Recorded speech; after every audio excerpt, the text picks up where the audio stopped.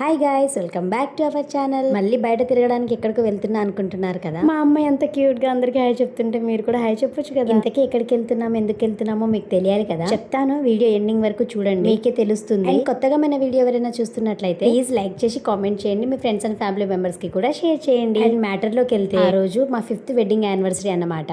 పెళ్ళై సక్సెస్ఫుల్ గా 5 ఏళ్ళు కంప్లీట్ చేసుకుని 6వ సంవత్సరంలోకి వెళ్ళిపోతున్నాం. నీకేంటమ్మా మంచి హస్బెండ్ దొరికిండు, ఎక్కడికైనా వెళ్తావు, ఏమైనా చేస్తావు, మస్తు సపోర్టివ్ హస్బెండ్ దొరికింది కదా నీకు అనుకుంటున్నారు కదా.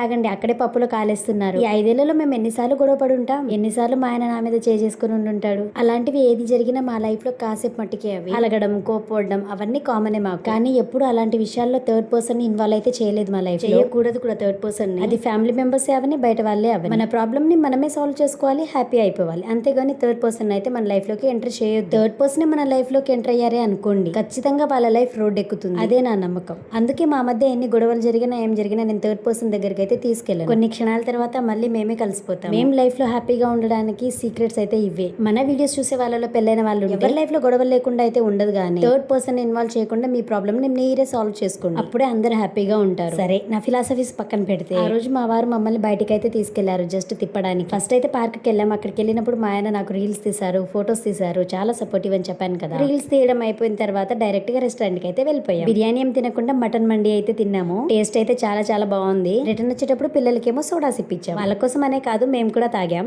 అక్కడ నుంచి డైరెక్ట్ గా ఇంటికి వస్తే మాకు ఒక సడన్ సర్ప్రైజ్ అని ఎందుకన్నానో తెలుసా. పెళ్ళైన ఈ 5 ఏళ్లలో మేము ఎప్పుడు కేక్ కటింగ్ చేయలేదు, యానివర్సరీ రోజు గానీ, బర్త్డేస్ కి గానీ. పిల్లల బర్త్డేస్ కి అయితే కేక్ కటింగ్ అయితే చేసాం, గానీ నా బర్త్డే గానీ, మా వారి బర్త్డే గానీ, యానివర్సరీకి ఎప్పుడు మేము కేక్ కటింగ్ చేయలేదు. మా ఇద్దరికి అలవాట్లేదు. అలాంటిది సడన్ గా మా పక్కన మా సిస్టర్ వాళ్ళు కేక్ తీసుకొచ్చి కేక్ కటింగ్ చేయండి అక్క అంటే ఫుల్ గా నవ్వొస్తుంది. ఇక ఎప్పుడు చేయలేదు ఏంటిది అని. వద్దు అని చెప్తున్నా కూడా మేము తెచ్చిన దానికి మమ్మల్ని డిసప్పాయింట్ చేయకండి అన్నారు. అందుకే మేము కూడా సెలబ్రేట్ చేసుకున్నాం ఇక నలుగురమే. Once again thank you so much Madhu. ఎప్పుడు యానివర్సరీ కేక్ కటింగ్ చేయకపోయేసరికి నాకు చాలా కొత్తగా అనిపించింది. మాకు తెలిసిన సింపుల్ లైఫ్ అదే. మాకు గొప్పలకి పోయి అప్పులు చేయడం మాకు చేత కాదు. ఉన్న దాంట్లో అర్థం చేసుకుని అడ్జస్ట్ అయ్యి బతకడమే నాకు తెలుసు. అందుకే మా వారిని ఎప్పుడు నేను అది చేయి ఇది చేయని ఎప్పుడు ఇబ్బంది పెట్టలేదు అని నేను అనుకుంటున్నా. మరి ఆయన ఏమనుకుంటున్నారో నాకు తెలియదుగా. అయితే ఈ వీడియో జూన్ 18th రోజుది. నాకు ఎడిటింగ్ చేసి అప్లోడ్ చేసేదానికి ఈ టైం అయిపోయింది, ఏమనుకోకండి. పిల్లలతో నాకు అన్ని విధాలు హ్యాండిల్ చేసుకోవడం చాలా కష్టంగా ఉన్నా కూడా ట్రై చేస్తున్నాను. ఎప్పటికైనా యూట్యూబ్ లో కానీ, ఇన్స్టాగ్రామ్ లో కానీ సక్సెస్ వస్తుందేమోనని ఆశతో వెయిట్ చేస్తున్నాను. అండ్ మా వారు కూడా నాకు చాలానే సపోర్ట్ చేస్తున్నారు. వీడియో నచ్చితే సబ్స్క్రైబ్ చేసుకుని లైక్ చేసి షేర్ చేయండి. ఫ్రెండ్స్ అండ్ ఫ్యామిలీ మెంబర్స్ కి షేర్ చేయడం మాత్రం మర్చిపోవద్దే. Bye bye.